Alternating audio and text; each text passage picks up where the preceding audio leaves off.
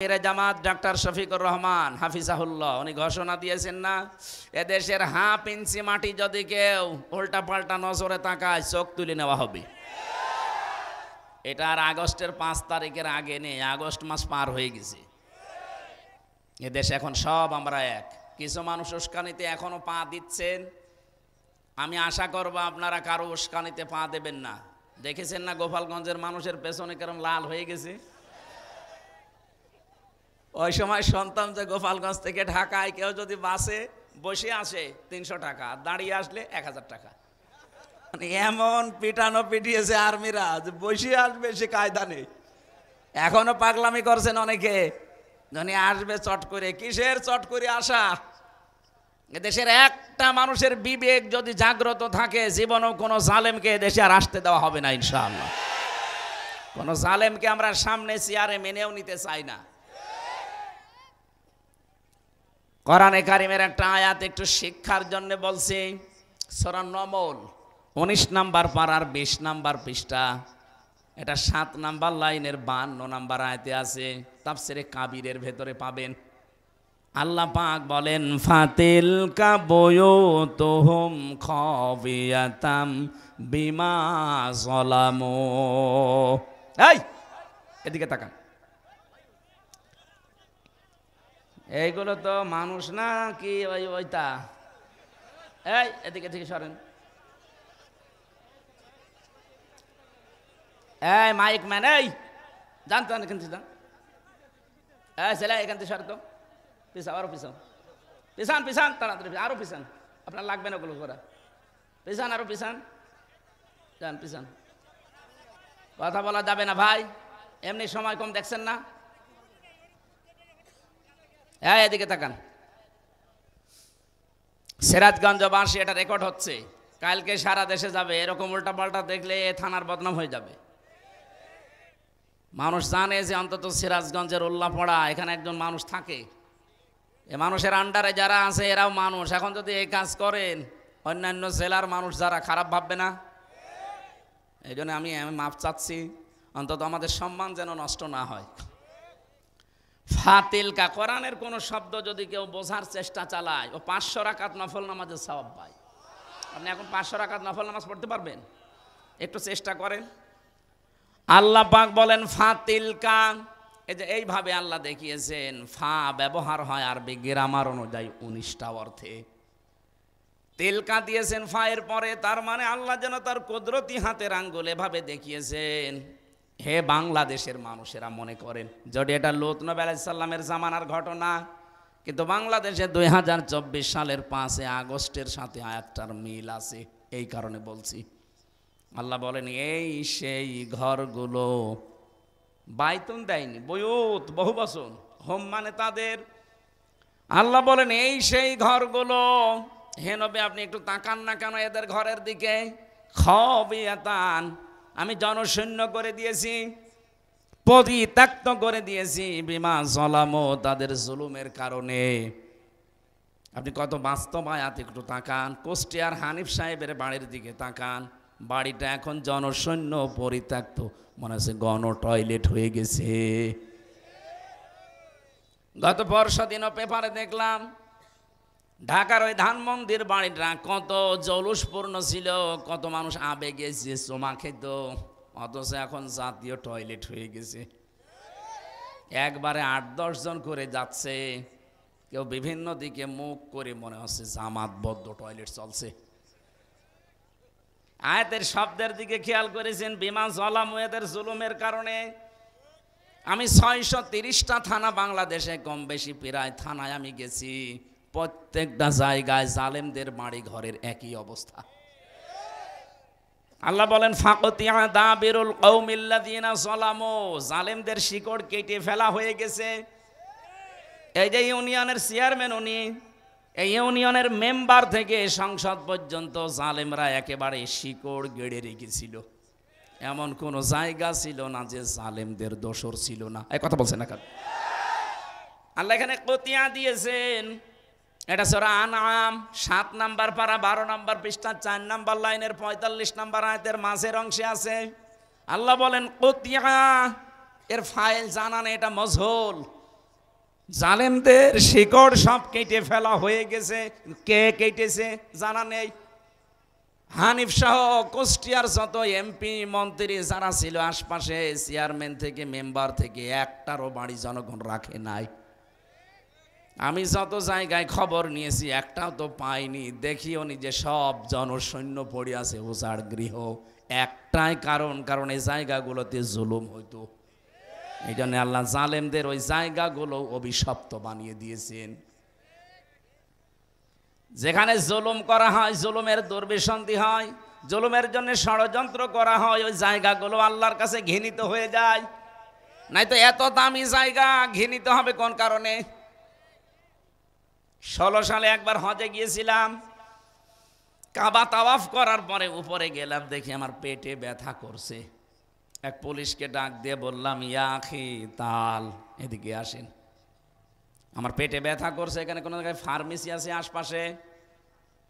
Police আমারে বলছে, ইয়া হাজিউল হজ্জা তাই না বিলাদুকা, হাজি দেশ কোথায়? যে তুমি বাংলাদেশ। বাংলাদেশ থেকে এসেছি। পুলিশ আমারে ওনার ভাষা দিয়ে বলছে, হাজি আপনি জানেন না এটা কোন জায়গা? না তো, আবু জেহেলের বাড়ি।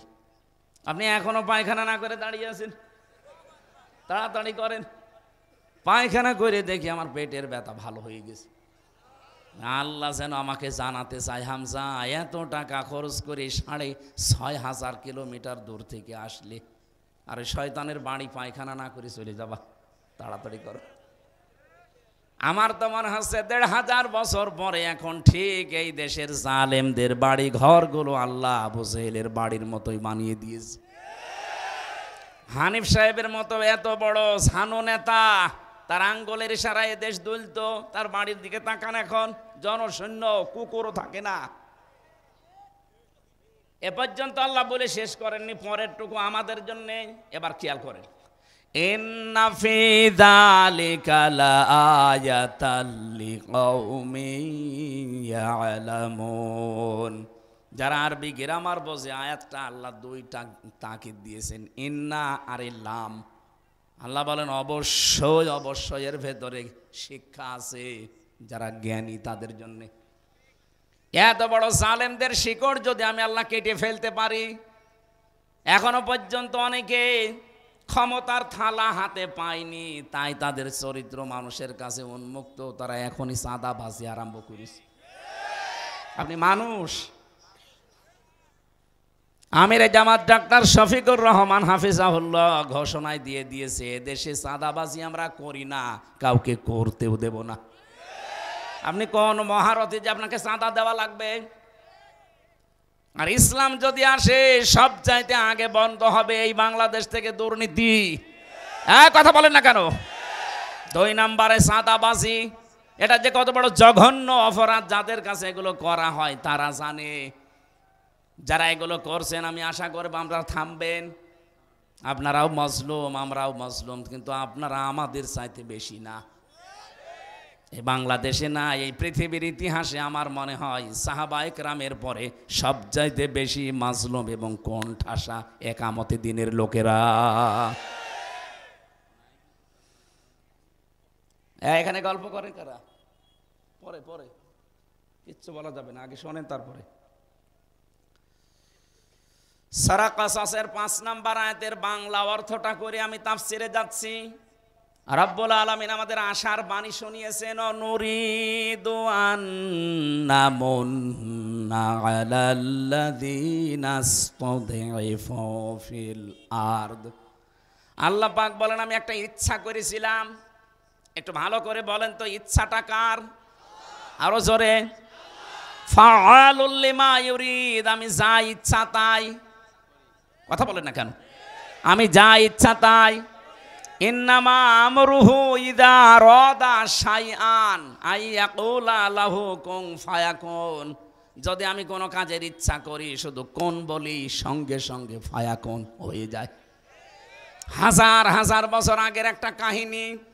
আল্লাহ বলেন, ফেরাউন ওই সময় জাতিকে বিভিন্ন দলে বিদলে বিভক্ত করে একটা মাত্র দলকে সে দুর্বল করে রেখেছিল, কোণঠাসা করে রেখেছিল।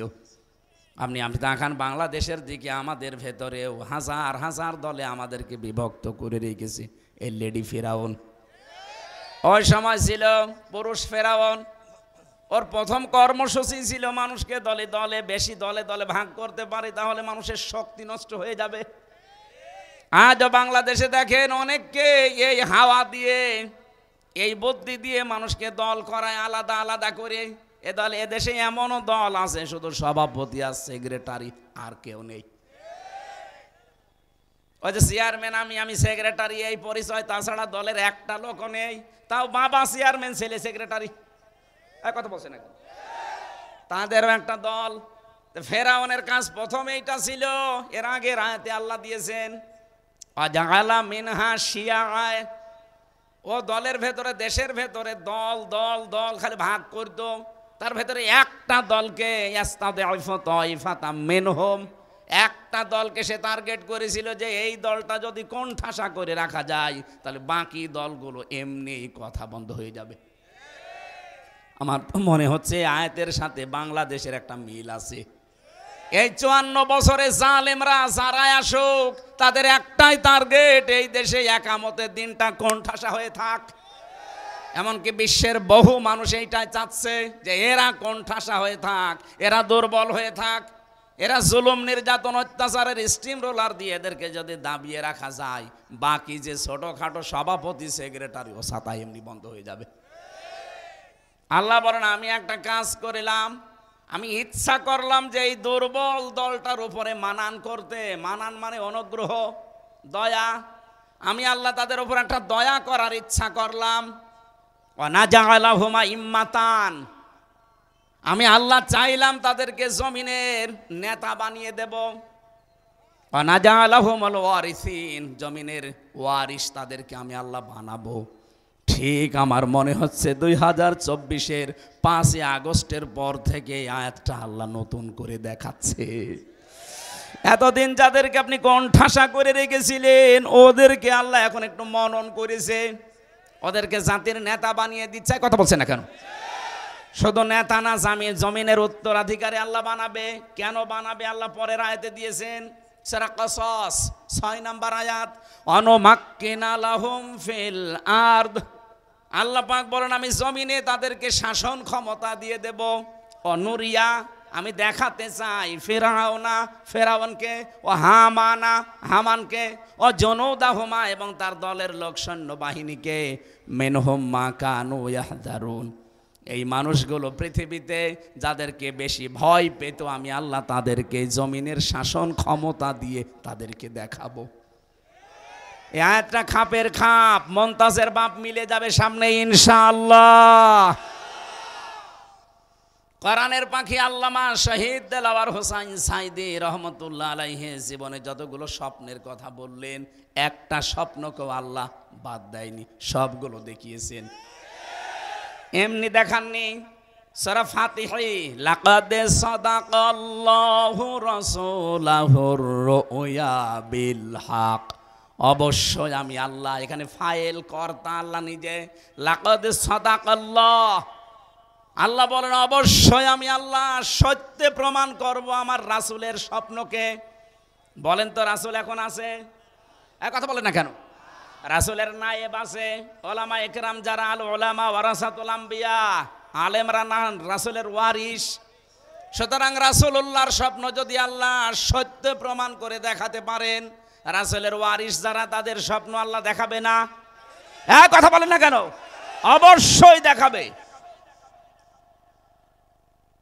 লা তারফাউ আসওয়াতাকুম ফাওকা সাউতিন নাবিয়্যি ওয়ালা তাজহারু লাহু বিল কওলি কাজহারি বা'দিকুম আন তাহবাতু আমালিকুম ওয়া আনতুম লা তাশউরুন।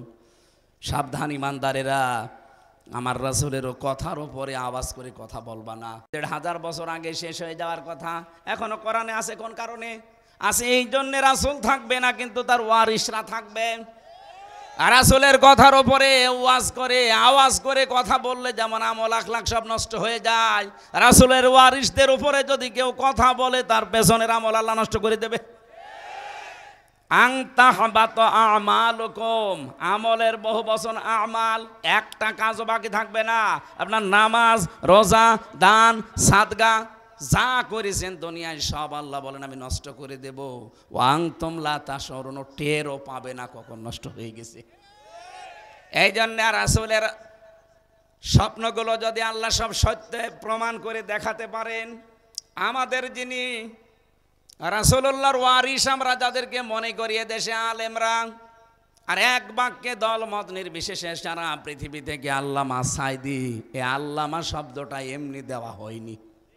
কথা বলেন না কেন? শহীদ আল্লামা দেলাওয়ার হোসাইন সাইদি 50টা বছরে কোরআনে কারিমকে বিশ্বের বিভিন্ন দেশে প্রমাণ করেছেন, প্রচার করেছেন। এ লোকটা আলেম, তার যে স্বপ্নগুলো আল্লাহ সব আমার মনে হচ্ছে একটা একটা করে দেখাচ্ছে। বলেছিলেন জালেমরা ইঁদুরের গর্ত পাবে না, ঠিক পাচ্ছে না, একেবারে খাপের খাপ মিলে গেছে। কথা বলছে না কেন? বলেছিল শুধু নাড়া দেওয়া হবে, এখান থেকে দিল্লি গিয়ে পড়বে, তাই পড়েছে। উনি বলেছিলেন এই দেশে জালেমদের নাকের ডগার উপরে আল্লাহর এই কালেমার পতাকা বাংলাদেশে পথ পথ করে উঠবে, এইটাও সামনে সত্য হবে ইনশাআল্লাহ। যেহেতু কোরআনে কারিমের আয়াতের সাথে বাস্তবতা মিলছে, এই কারণে বললাম। তাহলে আমাদের এই আয়াত থেকে শিক্ষা নেওয়ার বিষয়ে, এত বড় জালেমদেরকে যদি আল্লাহ কেটে কুটে শেষ করে দিতে পারে, আমরা যারা সামনে চেয়ারে বসবেন, যেই বসবেন যেন জালেম হয়ে যাবেন না। যদি জুলুম করেন আপনাকে আল্লাহ আপনার বাড়ি ঘরও কিন্তু উজাড় গৃহ বানিয়ে দেবে। আল্লাহ আমাদের শিক্ষা নেওয়ার তৌফিক দিন, বলেন আমিন। যে কথাটা তুলেছিলাম, আয়ামে জাহিলিয়াত ছিল 1500 বছর আগে, আরে 15.5 বছরে আল্লাহ আমাদের উপর থেকে আমি জাহিলিয়াতের পাথরটা দূর করে দিলেন। শব্দ দুইটা প্রায় কাছাকাছি, আইএমএ আর আমি, এক কথা বলছে না কেন? কাজ অপিরায় তাদের কাছাকাছি। সুতরাং আল্লাহ আমাদেরকে বাঁচিয়েছেন, যে আল্লাহ আমাদেরকে বিশাল পাথর আমাদের বুকের উপর থেকে সরিয়ে যে কথা বলার মতো একটা শক্তি দিলেন। প্রশ্ন আসতে পারে এতদিন কথা বলেননি। হ্যাঁ বলেছি, কিন্তু অর্ধেক কথা বলতে পারিনি। কোরআনে কারিমে আল্লাহ জানিয়েছেন খালাকাল ইনসানা আল্লামাহুল বায়ান, আমি মানুষ বানিয়েছি আর কথা বলা আমি শিখিয়েছি। এ বায়ান শব্দের ব্যাখ্যা এসেছে, মুফাসসিরে কেরাম লিখেছেন একটা মানুষ যে কথা বলে, এক একটা কথা তৈরি হতে 27টা ধাক্কা লাগে এই কণ্ঠের ভেতরে। 27টা ধাক্কা লাগার পর একটা কথা তৈরি হয়। আর কোরআন আর হাদিসের ব্যাখ্যা বলছে, এটা তো বিজ্ঞানের তথ্য, কোরআন হাদিস বলছে প্রত্যেকটা স্তরে একজন করে ফেরেশতা বসে আছে। এর কাছে এর কাছে এর কাছে এভাবে দিতে দিতে 27 নাম্বার জায়গায় আসার পরে এই মুখের গর্ত থেকে একটা কথা বের হয়ে যায়। অথচ এই কথা বলার এই বাক শক্তিটা রুদ্ধ করে রেখেছিল এই জালেমরা। কথা আমরা বলতেই পারি নাই। কথা বলেন ঠিক কিনা? যে কয়জনই কথা বলেছে তারা ওই অন্ধকার প্রকোষ্ঠে জীবন কাটিয়েছে। সুতরাং আল্লাহ যে এই বাক শক্তি যারা চেপে রেখেছিল আল্লাহ যে ছেড়ে দিয়েছেন, যারা এখন কথা বলতে পারেন, জবান খুলে বলেন আলহামদুলিল্লাহ। আমরা রাসূলের উপরে দরুদ আর সালাম পাঠের মাধ্যমে তেলাওয়াতকৃত আয়াত সূরা মায়েদা, কোন সূরা বলেন বলেন? একটা মাত্র আয়াত পড়েছি, আয়াতের নাম্বার 12। কত? মায়েদা মানে দস্তরখানা। মায়েদা মানে কি? তামাম দুনিয়াটাই আল্লাহ দস্তরখানা বানিয়ে রেখেছেন। এই সূরার নামকরণে আমি একটা হাদিস পেয়েছি, বিশ্বনবী জানিয়েছেন কেউ যদি দস্তরখানা বিছিয়ে খাবার খায় আর পড়ে যাওয়া খাবারটা তুলে খায় দস্তরখানা থেকে, তাহলে তার জান্নাতের হুরদের দেনমোহর আদায় হয়ে যায়। আমলটা ছোট কিন্তু বিশাল বেনিফিট পাবেন। আপনি জান্নাত পাবেন কিনা সে গ্যারান্টি নেই, অথচ জান্নাতের হুরদের দেনমোহর পর্যন্ত আদায় হয়ে গেছে এই ছোট্ট একটা কাজে। আপনি জান্নাত না পেলে এত বড় সুসংবাদ নবী দিত না। এজন্য আজকে থেকে আমলটা কেউ ছাড়বেন না। দস্তরখানা বিছিয়ে খাবার খাওয়া যদিও ছোট মনে হয়, এটা কিন্তু সুন্নাহ। কথা বলেন না কেন? আমাদের এই শরীরের ভেতরে 360টা হাড় আছে। এই যে হাড়গুলোর জোড়া, নবীজি বলেন এই জয়েন্টে জয়েন্টে যে জোড়াগুলো লেগে আছে প্রতিদিনে জয়েন্টে সাদগা দেবা। সাহাবী বলেন হুজুর আমি গরিব মানুষ, সাদগা পাবো কোথায়? বিশ্বনবী বলেন 2টা কাজ দুনিয়ায় করলে সাদগা আদায় হয়ে যাবে।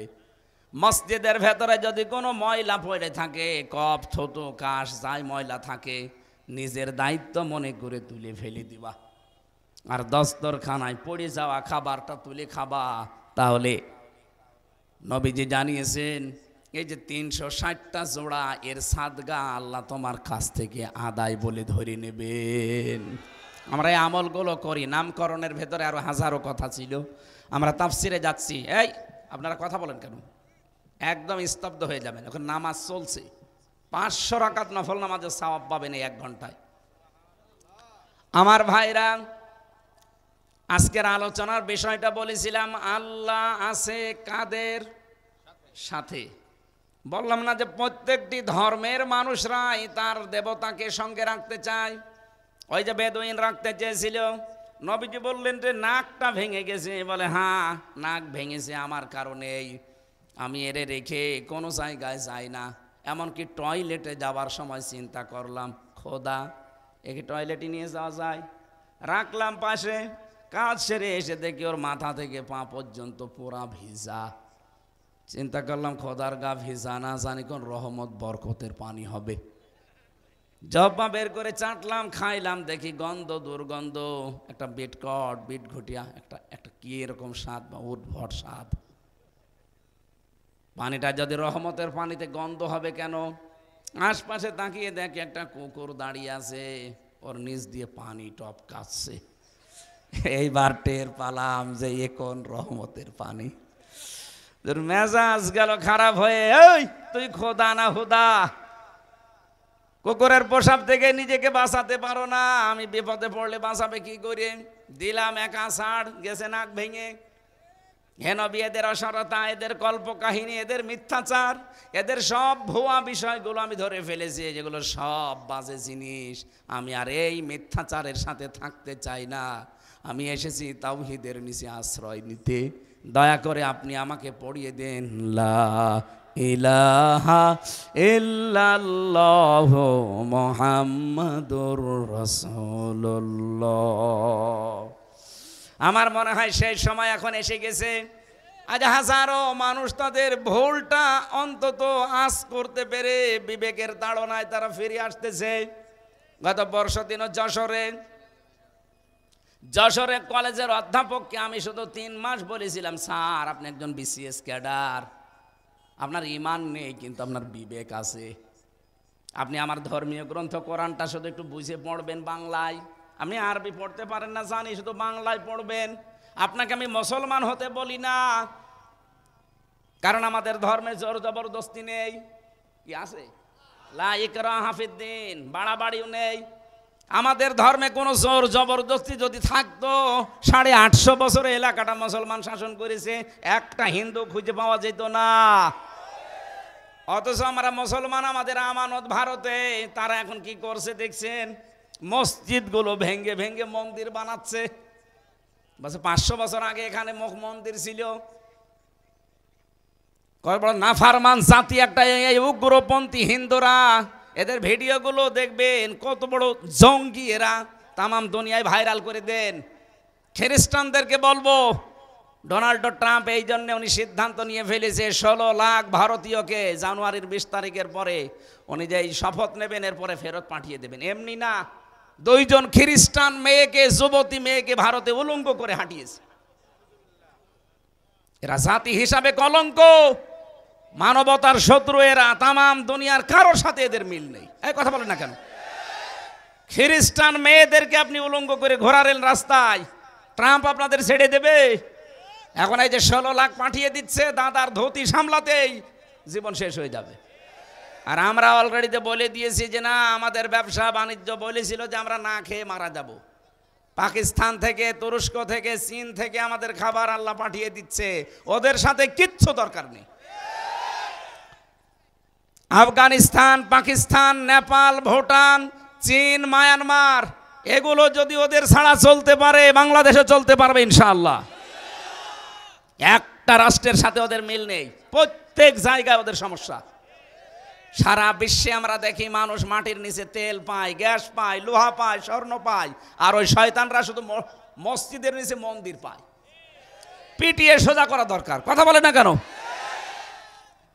প্রতিবেশী হিসাবে এরকম একটা নাফারমান থেকে আমরা পেয়েছি, কবে যে মাথার উপর থেকে নামবে নাফারমানরা আল্লাহ জানে।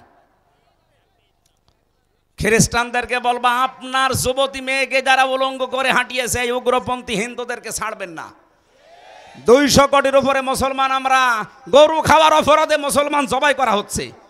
গত পরশু দিনে 2 জন যুবতী মুসলমান মেয়েকে যুবতী ধর্ষণ করার পরে তার লজ্জাস্থানে লোহা ঢুকিয়ে দিয়েছে। ষড়যন্ত্র বহু চলছে, কিন্তু এই দাদাদের দেশ থেকে এখনো থামেনি। আমরা একটু শুধু ইঙ্গিত দিয়েছিলাম, দেখেন কান্নাকাটি আরম্ভ অলরেডি করে দিয়েছে। ওদের পেঁয়াজ, ওদের আলু সব বর্ডারে পৌঁছে যাচ্ছে। সাংবাদিক নামের এই কলঙ্ক ময়ূখ রঞ্জন, এই একটা হকার, হকার বললো হকারের বদনাম হবে, এ আমার মনে হয় হিজড়া। এরে বাংলাদেশের এই হিজড়াদের কাছে 1-2 ঘন্টা দেওয়া দরকার, ছিঁড়িয়ে খেয়ে ফেলবে। শয়তান উল্টাপাল্টা কথা শুধু বাংলাদেশের নামে বলে আর মুসলমানদের বিরুদ্ধে।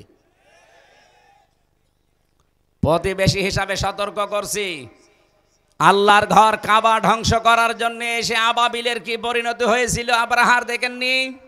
ওই আল্লাহ এখনো আবাবিল পাঠাতে পারে। মুসলমানদেরকে যা করছেন করেন, আল্লাহর ঘরগুলো ভাঙা বন্ধ করেন। আজকেও সকালে একটা ঘর ভেঙেছে মসজিদ। সতর্ক করলাম, যদি ভালো লাগে মেনে নেন, না হলে কিন্তু আল্লাহ আবাবিল পাঠালে তখন দোয়া করেও কাজ হবে না। কথা বলেন না কেন? তখন বলবেন আপনারা আমার প্রতিবেশী কিছু বলেননি, এই জন্যে বললাম। আশা করছি আপনারা সতর্ক থাকবেন, আল্লাহর ঘরগুলো ভাঙা বন্ধ করেন। আর ওদের ভিডিও পেলে আপনি বিশ্বের মিডিয়ায় ছড়িয়ে দেন, তো সারা দুনিয়া দেখুক যে এই দুনিয়ায় সবচাইতে বড় উগ্র এই হিন্দুরা। সব হিন্দু না, শুধু উগ্রপন্থী হিন্দু যারা, তারা। এতদিন ওরা বিশ্বের মিডিয়ায় মানুষকে জানিয়েছে বাংলাদেশে সংখ্যালঘু নির্যাতন হয়। কিসের সংখ্যালঘু নির্যাতন? গত পরশু দিন এই যে পঞ্চগড় আর মাগুরা, ঝিনাইদহ, 2 জায়গা থেকে 2টা মেয়ে গেছে ভারতে চিকিৎসার জন্যে।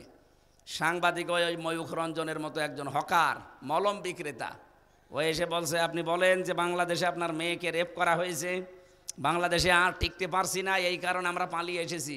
মেয়েটা একেবারে মানে গরম ভাতে ছাই দিয়েছে। কি বলেন আপনি? আমরা এসেছি আমার মেয়ের হাতের চিকিৎসা করাতে। আর ওই দেশে আমরা যে আগস্টের 5 তারিখের পর থেকে সবচাইতে বেশি শান্তিতে আছি, মনে হয় স্বর্গে আছি। সাংবাদিকের মুখ গেছে একেবারে বিড়ালের মতো হয়ে। কি ষড়যন্ত্র চলছে দেখেছেন, যে এইটা নিয়ে বিশ্বের মোড়লদেরকে দেখাবে, এই দেখেন। এই জন্য অন্য কোনো প্রেসক্রিপশনে ঔষধে কাজ হচ্ছে না, এই জন্য বারবার পালিয়ে তো বসে নেই, ওখান থেকে বারবার শুধু টার্গেট করে হিন্দুদেরকে দিয়ে কাজে লাগাতে যাচ্ছে। হিন্দুরাও অত পাগল না, এগুলো সব তার উগ্র না। কথা বলেন না কেন? গোবিন্দ পরামানিক অলরেডি বলে দিয়েছে যে এই দেশে জামাত ইসলামী বাংলাদেশ এবং আলেম ওলামাদের কাছে এই দেশের হিন্দুরা সবচাইতে বেশি নিরাপদ। এবার নেন ঠেলা খান, আপনার ভাই এই কথা বলিস। এজন্য সবাই চাই যে আল্লাহ আমার সাথে থাক। সে ভগবান বলেন আর দেবতা বলেন আর যাই বলেন, আমরাও চাই আল্লাহ যেন আমাদের সাথে থাকে। আমরা চাই না? মুসা আলাইহিস সালাম 12 জন নকিব দলপতি, এখন বাংলাদেশে মনে করেন 12 জন মন্ত্রী। 12 জন মন্ত্রী নিয়ে আমেরিকায় গেছে, যেহেতু তামাম দুনিয়ার মোড়ল। এই এদিকে তাকান। 12 জন মোড়ল নিয়ে গিনি, উনি 12 জন এমপি নিয়ে গেছে, মনে করেন মন্ত্রী। আমি বাংলায় বোঝাচ্ছি কারণ সহজে বুঝবেন। মুসা নবী 12টা গোত্র থেকে 12 জন নকিব, দলপতি, সর্দার, মন্ত্রী মনে করেন, এদেরকে নিয়ে গেলেন আল্লাহর কাছে। ডাক দিয়ে বলেন রব্বুল আলামিন, রব্বি আরিনি, আমরা দেখতে চাই তোমাকে। আল্লাহ বলেন লাং তারনি, আমাকে দেখা যাবে না। বলেন তো মুসা নবীর মতো পাওয়ারফুল একজন নবী, এত বড় নবীকে যদি আল্লাহ লাং তারনি বলেন না, কখনো দেখা সম্ভব না। কারণ যে চোখের পাওয়ার আছে এই পাওয়ার দিয়ে দুনিয়ায় থেকে আমি আল্লাহকে দেখতে পাবে না। অথচ বাংলাদেশে কত ভণ্ড আছে, পীরের নামে কলঙ্ক এগুলো, এ মানুষগুলো নাকি আল্লাহর সাথে সরাসরি দেখা হয়। যদিও আমাদের রাজশাহী, খুলনা এই বিভাগের মানুষগুলো এখনো সতর্ক আছে, কিন্তু এই ঝামেলায় পড়ে আছে চট্টগ্রাম আর সিলেটের মানুষেরা। ওদের তো ঘরে ঘরে পীর, আর সব নাকি আল্লাহর সাথে দেখার কথা হয়। মুসা নবীকে আল্লাহ বলছিলেন তারানি, কখনো সম্ভব না দেখা।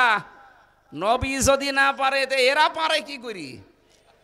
এগুলো সব ভণ্ডামি, এই ভণ্ডামি কথা বিশ্বাস করবেন না। কথা বলছেন? আলহামদুলিল্লাহ, এটা রেকর্ড হচ্ছে বলে বললাম। আমার সিরাজগঞ্জবাসী হযরতে মুসা ডাক দিয়ে বলেন, রব্বুল আলামিন, এরা তো দেখতে চায় তোমাকে। আল্লাহ বলেন সম্ভব না, কিন্তু আমি তোমাদের সঙ্গে আছি। আল্লাহু ইন্নী মাআকুম, অবশ্যই আমি আল্লাহ তোমাদের সঙ্গে আছি, সাথে আছি। 12 জন নকিব দলপতিকে নিজ নিজ এলাকায় যেতে বলো, জনগণকে, এলাকার মানুষদেরকে যেন এই কথা জানিয়ে দেয় যে আল্লাহকে দেখতে পারিনি, কিন্তু উনি আমাদের সাথে আছেন, আমাদের সঙ্গে আছেন। যদি আমরা দুনিয়াতে 5টা কাজ করতে পারি, তাহলে এই বাংলাদেশে যেই লোকটা 5টা কাজে আঞ্জাম দিতে পারে, সে যেন মনে করে আল্লাহ আমার সাথে আছে। কথা বলে না কেন? আমরা চাই না এটা? আল্লাহ যেন আমার সাথে থাক, এটা চাই না? ওয়ালাকাদ আখাযাল্লাহু মিসাক বানি ইসরাঈল, অবশ্যই আমি আল্লাহ, শব্দ শুরুই করেছেন লাকাদ দিয়ে। আমি আল্লাহ নিজে অঙ্গীকার নিয়েছিলাম বানি ইসরাইলের এই 12 জন নকিব থেকে।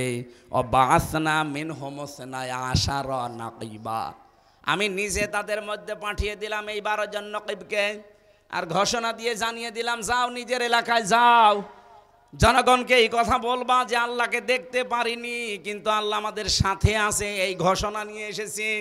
লাইন অবশ্যই, যদি লামে তাকিদ আর ইন মানে যদি, লাইনা আকামতুমুস সালাতা ওয়া আতাইতুমুজ যাকাতা, 1 নম্বরে এলাকায় যদি নামাজ কায়েম করতে পারি আর যদি যাকাত আদায় করতে পারি, ওয়া আমানতুম বিরুসুলি, আর যদি আমরা ঈমান আনতে পারি আল্লাহর রাসূলদের উপরে, ওয়া আযযারতুমুহুম, তাদেরকে সাহায্য করতে পারি, ওয়া আকরাদতুমুল্লাহ কারদান হাসানা, আল্লাহকে যদি উত্তম ঋণ দিতে পারি, এই 5টা কাজ যদি আমরা করতে পারি, আল্লাহ আমাদের গ্যারান্টি দিয়েছেন, ইন্নী, অবশ্যই আমি, মাআকুম, তোমাদের সঙ্গে আছি।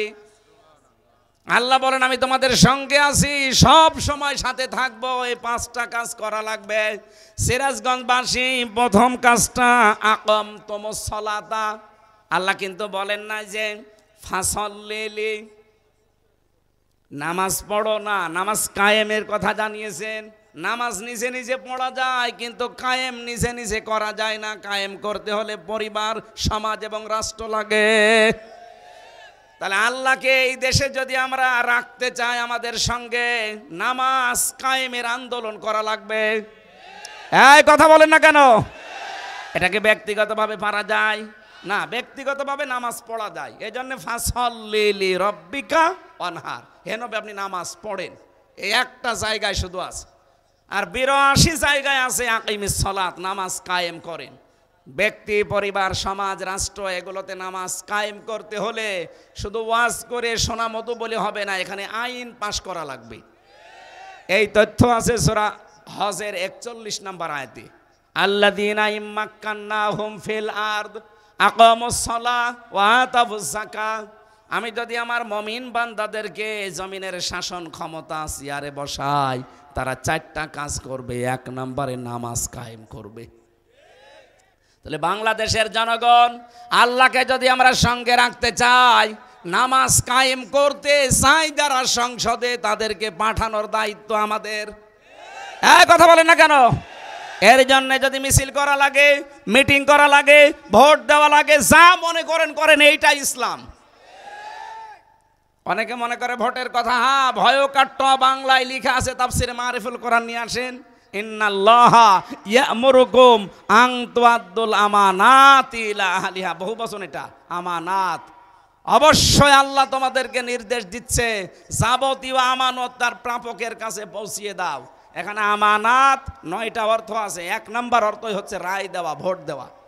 আপনি মারেফুল কোরআন তাফসির খুলে দেখেন, বাংলায় যদি লেখা না থাকে ভোট, রায়, আমি কথা বলবো না। কিন্তু এটা যদি দুনিয়ার কাজ হতো আমি বলতাম না, তাফসিরে পড়েছি এই কারণে বললাম।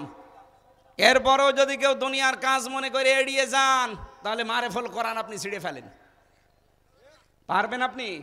তাহলে কথা মেনে নেওয়া লাগবে। নিজেও পড়বেন না, হামজা বলবে আপনি মানবেনও না। আপনি কি হয়েছেন কি? না, আপনাকে মানা লাগবে। আমিরে জামাতের কথার ধরন দেখেননি, চাঁদাবাজি করব না, করতেও দেব না। আপনি মানবেন না মানে আপনাকে মানাবো। আরে মানাবো এই শব্দটা প্রয়োগ করতে হলে রাষ্ট্রে ইসলাম লাগবে। কথা বলেন ঠিক কি না? আমরা আল্লাহকে সঙ্গে রাখতে চাই। এই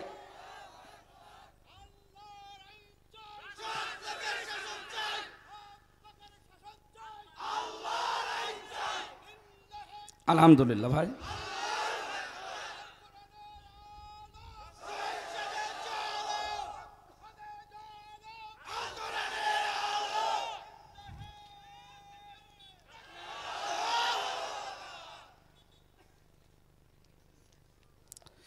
রাজনীতি যদি মনে করেন হ্যাঁ আমার এইটাই রাজনীতি, যদি দিন প্রচার মনে করেন হ্যাঁ আমার এইটাই দিন প্রচার, আমি যেভাবে কোরআন পড়েছি বুঝেছি, আমি এইভাবেই তাফসিরে পড়েছি।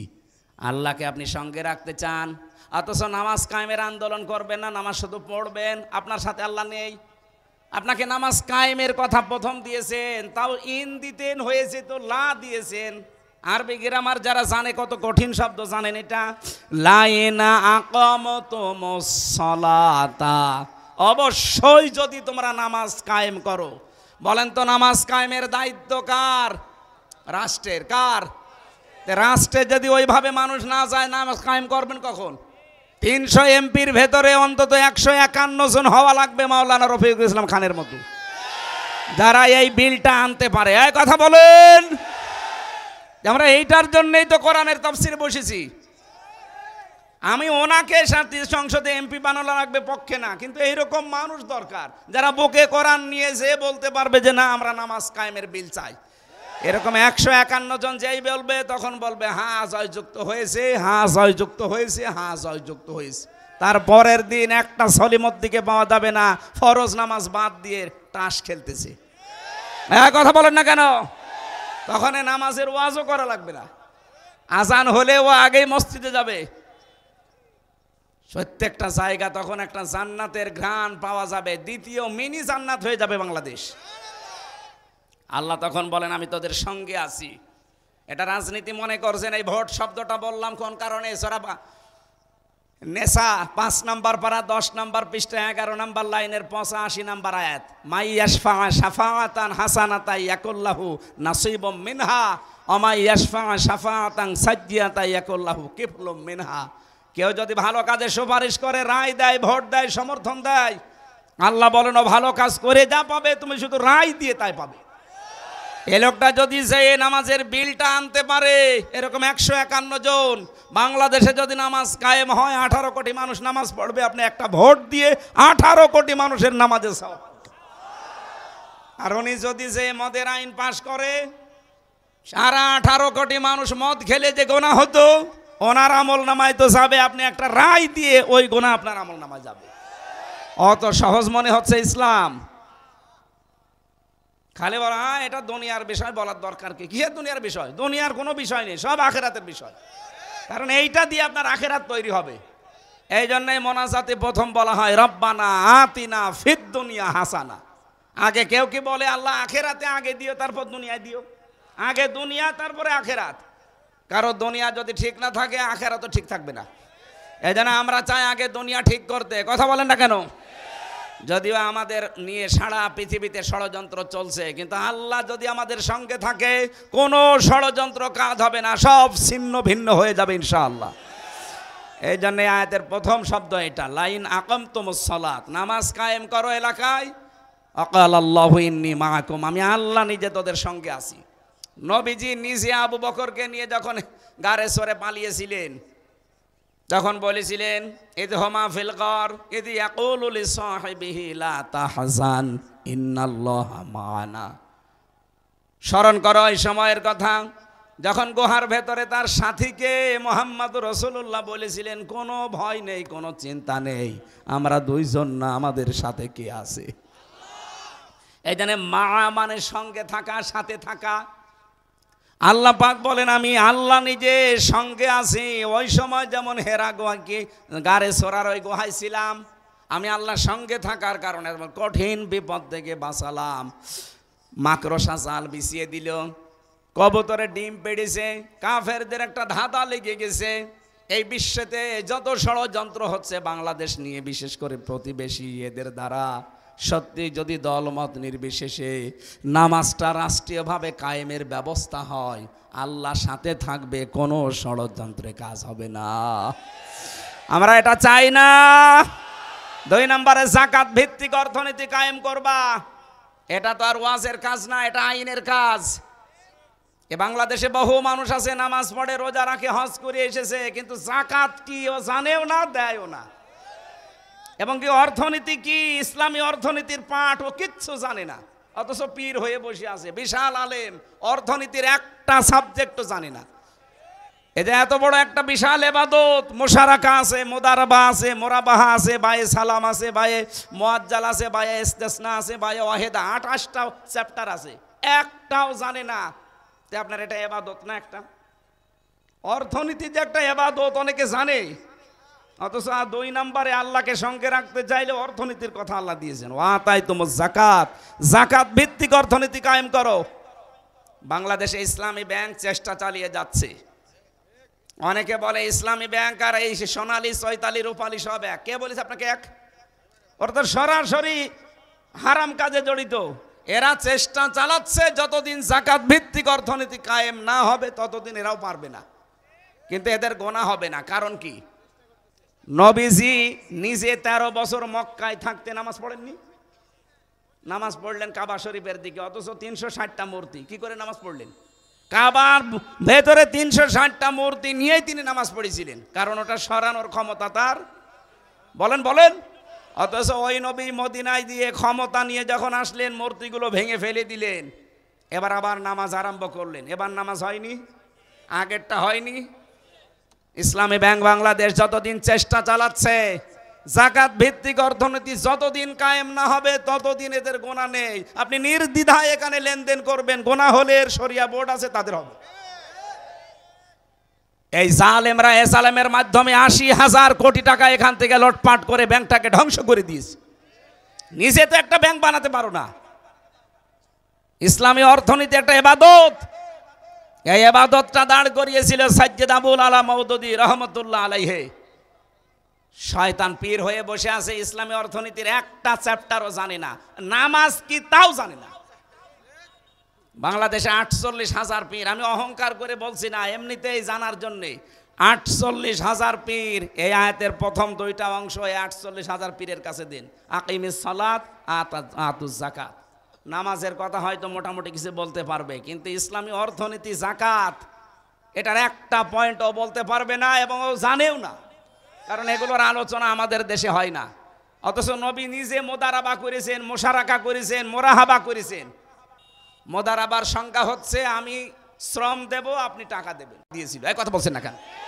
নবীজি নিজে করে দেখালেন, আপনি পারবেন না মানে? ইসলামী ব্যাংক তো ওইটাই করে মুদারাবা হিসাবে, আপনার টাকা আর ওনাদের শ্রম। ওনারা বিভিন্ন জায়গায় এগুলো খাটায়। লাভ হলে লাভের ভাগ নেওয়া লাগবে, লস হলে লসের ভাগ নেওয়া লাগবে, এটা লেখা থাকে। আর অন্য ব্যাংকে এটা নেই, খালি রেখে যান, বাবা শাহজালাল, সব হালাল। এখানে বহু মানুষ এমন বসে আছেন, আমি জানি না এই এলাকায় আছে কিনা, যেহেতু গ্রাম অঞ্চলের জন্য মনে হচ্ছে, ওই যে টাকা ছেড়ে রাখে, টাকা আসে। 1000 টাকা দিলে 1 মাসে আরো 200 টাকা বেশি দেয়, 1200 টাকা। এটা মায়ের সাথে জেনা করার গোনা হচ্ছে। এই গোনায় যারা লিপ্ত তাদের নামাজ হচ্ছে, রোজা হচ্ছে, হজ করে আসলে হজ হচ্ছে। সুতরাং এই গোনা যারা করছেন তাদের এই মুহূর্তে তওবা করা লাগবে, ওই টাকা ছেড়ে দেওয়া লাগবে। আসল টাকা নিয়ে বাকি লাভ খাবেন না। কারা কারা রাজি আছেন দেখি? ও এলাকায় তো আছে মনে হচ্ছে। এই হাত নামান। আমি মনে করলাম নেই। হ্যাঁ, আপনারা এই কাজ করেন, হাত তুলেন কেন? যারা করেছেন তারা টাকা ফেরত নিয়ে নেবেন, খালি আসল টাকাটা।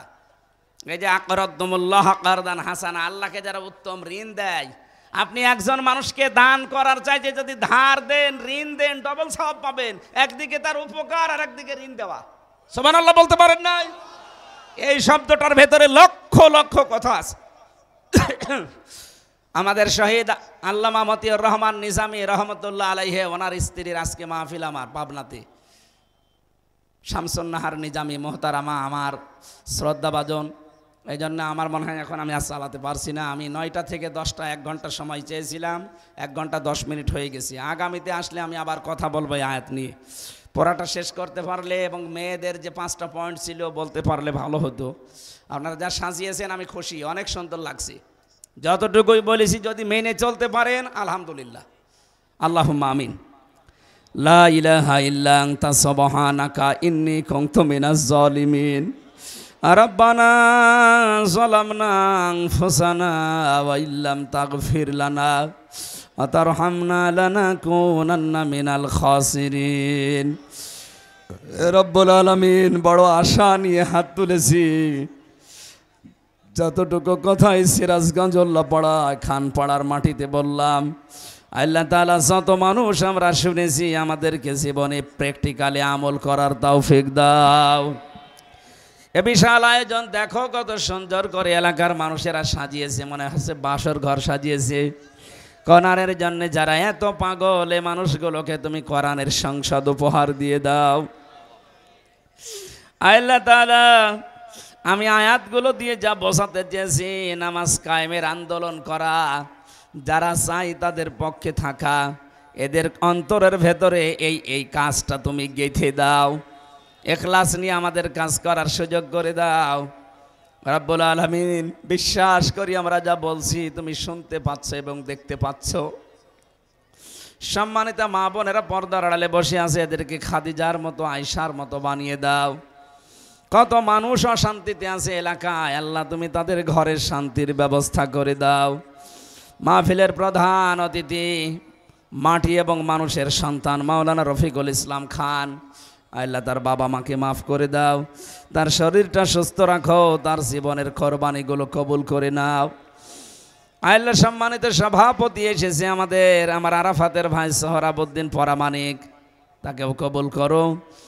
নাম না জানা যত মানুষ আমার ডানে বামের সামনে বসে আছে, মনের ভেতরে যার যে কামনা বাসনা আছে, আমাদের জায়েজ আশাগুলো পূরণ করে দাও। চর্ম চোখে দেখতে চাই, বড় আশা। ৫৬,০০০ বর্গ মাইল কোরআন দিয়ে চলছে, আল্লাহ এটা দেখে মরার তৌফিক দাও।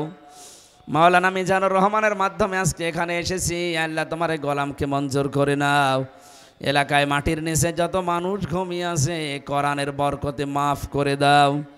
যার বাড়িতে যে অভাব আছে দূর করে দাও।